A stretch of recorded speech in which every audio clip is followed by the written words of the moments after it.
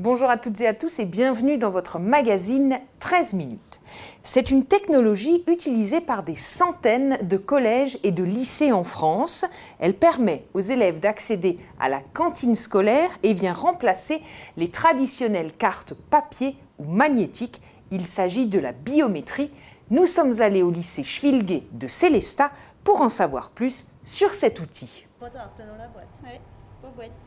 Voilà une dizaine d'années que la biométrie a fait son entrée dans les collèges et lycées de France. Adieu la carte de cantine, aujourd'hui, la plupart des étudiants utilisent leurs mains en guise de sésame pour accéder au restaurant scolaire. La personne qui souhaite manger tape d'abord le code qu'on lui a remis par rapport au fichier. Elle fait entrer et là, donc, le dispositif lui demande de poser sa main sur le système de biométrie. Donc elle pose sa main en serrant bien les doigts sur les petits picots. Et là, le passage c'est éclairé en vert. Donc ensuite, le tourniquet peut enfin est débloqué. Donc il peut aller prendre son repas. Voilà, bon appétit. Après bien des débats, le Parlement a confirmé en juin dernier l'usage de la biométrie pour réguler l'accès à la cantine scolaire des collèges et lycées français. Son utilisation est toutefois très encadrée. Chaque établissement doit faire une demande auprès de la CNIL, la Commission nationale de l'informatique et des libertés. On doit avoir d'abord l'accord du conseil d'administration de l'établissement et ensuite une demande doit être faite à la CNIL pour utilisation du fichier des élèves. Donc la CNIL donne son accord pour l'utilisation du fichier, mais on n'utilise que le fichier. Oui, il y a eu effectivement une polémique parce que les parents pensaient que les élèves étaient fichés par leur empreinte. Or, ce n'est pas une empreinte digitale qui est prise, mais c'est de la biométrie, c'est-à-dire seulement le tour de la main et qui n'est pas du tout enregistré. Le tour de la main n'est pas enregistré quelque part dans un fichier, quoi. Il y a seulement le nom de l'élève et un code qui est donné par rapport à ce nom. Au bout du compte, l'utilisation de la biométrie dans les établissements scolaires présente plusieurs avantages. Ça remplace le système par carte. La carte, on la perdait, la main, on ne la perd pas. Voilà. Et pour ceux qui refusent, parce qu'il y a encore ou alors qui sont dans l'incapacité physique de faire une empreinte pour des raisons X ou Y, un bras cassé, quelque chose comme ça, il y a encore des cartes. Et cet appareil peut fonctionner avec la carte. Ça permet aussi aux élèves de manger soit 4 jours, soit 5 jours, soit 3 jours dans la semaine. Donc aux parents de payer en fonction du nombre de repas pris à la demi-pension. Ça permet aussi, quand les élèves sont collégiens, de savoir lorsqu'un parent nous demande mon enfant, est-ce qu'il était vraiment au lycée ? Oui, il y était. S'il a mis sa main à la cantine, c'est qu'il a mangé, quoi. Pour des questions d'hygiène, les élèves bénéficient d'un gel pour se laver la main après l'avoir posé sur l'appareil. Seul petit inconvénient lié à la biométrie, la croissance des collégiens. Bien souvent, entre les classes de 5e et 4e, un nouvel enregistrement de la main est nécessaire. Elles mesurent 2 mètres de haut et pèsent chacune pas loin de 1 tonne. Ce sont 2 statues commandées par le conseil de fabrique de Muttersols pour venir décorer l'église Saint-Urbain. Nous étions là pour leur installation. Mission périlleuse pour cette équipe de poseurs devant l'église Saint-Urbain de Muttersols. Hissées au niveau des corniches, 2 statues en grès de 2 mètres de haut. Il faut dire que l'édifice construit en 1892 comportait 2 emplacements vides. Une situation à laquelle ont voulu remédier les membres du conseil de fabrique. Ce chantier, c'est embellissement de l'église pour commencer. Et puis, il n'y en avait jamais de statue, et je pense, faute de moyens. Ces statues, c'est déjà la patronne de l'Alsace, c'est Sainte-Odile. Et puis l'autre statue, c'est Saint-Urbain. C'est le patron de l'église.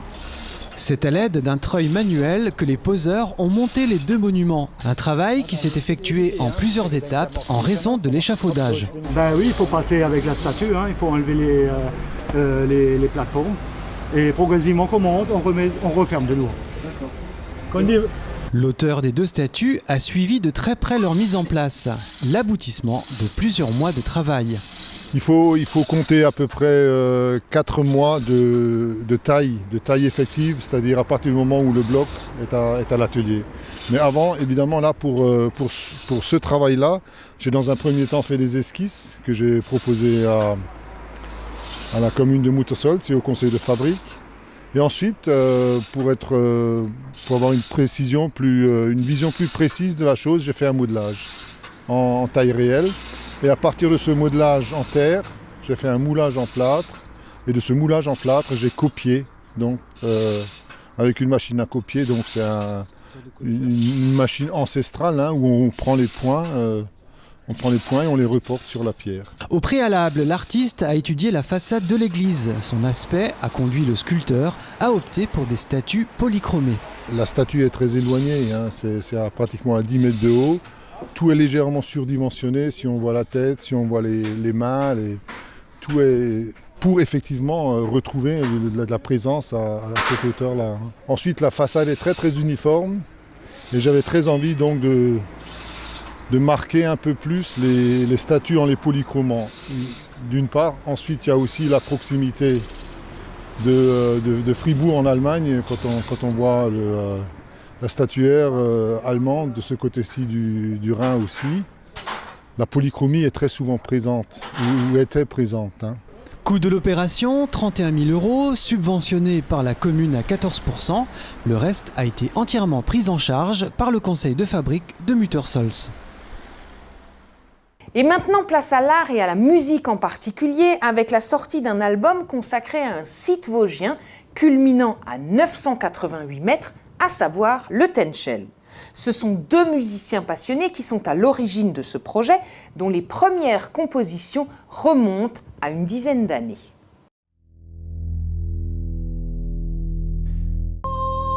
C'est un beau projet musical qui vient de voir le jour en Alsace centrale. Un album de 18 titres intitulé Tenchel, Terre lointaine. Comme d'autres artistes avant lui, François Keller a été séduit par l'atmosphère mystique qui règne sur le site du Tenchel. C'est un lieu mystique, c'est un lieu qui est propice à l'inspiration, c'est-à-dire qu'il y a déjà eu des livres écrits dessus. Le plus vieux que j'ai trouvé date de 1850, je l'ai trouvé à la bibliothèque humaniste, donc c'est c'est un endroit qui est véhicule de créativité. Les compositions ont été écrites sur une période de 10 ans. Elles sont co-signées par François Keller et Martin Ness. Les 2 artistes ont donné naissance à un opéra folk, l'équivalent d'un opéra rock avec des instruments acoustiques. C'était un projet d'opéra rock qui est devenu opéra folk ensuite quand j'ai pris le thème du Tenchel. Donc maintenant c'est un opéra folk, c'est-à-dire qu'on a désélectrifié. Donc à un moment donné, je me suis dit, pour coller au thème, par rapport à l'atmosphère et tout ça, ce serait bien de prendre plutôt des instruments acoustiques. Donc des guitares acoustiques et enlever les guitares électriques, enlever le côté agressif et disto du rock. C'est ainsi que les 2 auteurs-compositeurs se sont entourés d'une vingtaine d'artistes pour enregistrer cet album. C'est assez hétéroclite, hein. Il y a des musiciens qui viennent du classique, il y a des musiciens qui viennent du folk, ou de la music world, spécifiquement par rapport à leur culture. Il y a aussi des musiciens de rock, de jazz rock.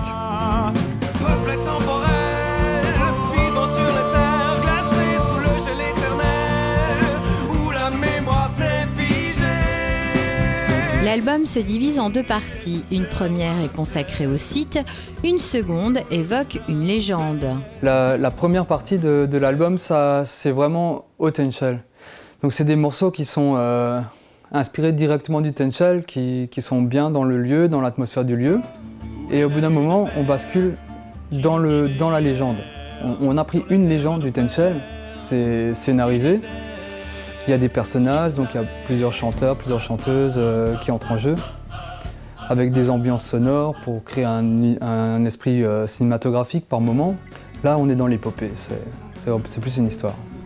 Tenchel, Terre lointaine est commercialisé sous forme de mediabook.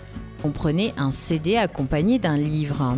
C'est un livre qui comporte des photographies du Tenchel, faites par Pierre Rich. Donc Pierre Rich, qui est un photographe de sites mégalithiques naturels. Il y a des illustrations de Manon Kern, qui est une illustratrice qui connaît très bien le Tenchel. puisqu'elle a grandi à côté. Il y a les textes des chansons, des textes poétiques en plus, mais aussi quelques textes plus explicatifs sur quelques spécificités du lieu. Après cette première grande réalisation, les auteurs sont ouverts à d'autres projets. Cet opéra folk pourrait notamment faire l'objet d'une adaptation scénique. Quelques morceaux sont encore dans les tiroirs, de quoi sortir un second volume.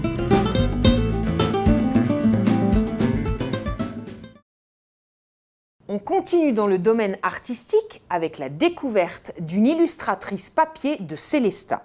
Si vous avez l'occasion de passer à la médiathèque, vous pourrez y découvrir ses réalisations.